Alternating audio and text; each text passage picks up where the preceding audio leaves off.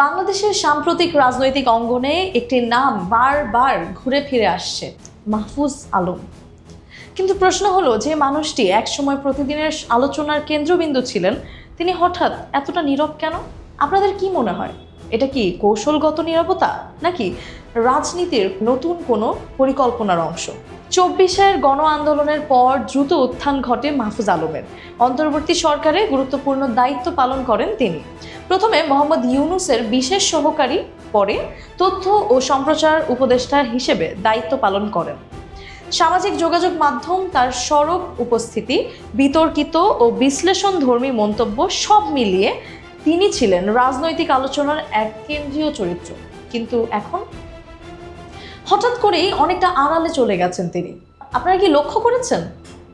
আগের মতো আর কোনো স্ট্যাটাস, কোনো সরব প্রতিক্রিয়া দেখা যাচ্ছে না। তাহলে কি তিনি রাজনীতি থেকে দূরে সরে যাচ্ছেন, নাকি বড় কোনো সিদ্ধান্তর প্রস্তুতি নিচ্ছেন?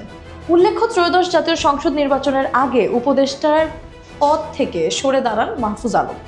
তখন গুঞ্জন উঠেছিল তিনি হয়তো বাংলাদেশ জাতীয়তাবাদী দল অথবা জাতীয় নাগরিক পার্টিতে যোগ দিতে পারেন। কিন্তু শেষ পর্যন্ত কোনো দলই যোগ দেননি তিনি। নিজেই জানিয়েছিলেন আদর্শিক কারণেই তিনি দলীয় রাজনীতির বাইরে থাকছেন। এরপর তিনি গঠন করেন অল্টারনেটিভ নামে একটি নতুন প্ল্যাটফর্ম। কিন্তু এখানেও প্রশ্ন থেকে যাচ্ছে, এই প্ল্যাটফর্মের কার্যক্রম এখন কোথায় দাঁড়িয়ে?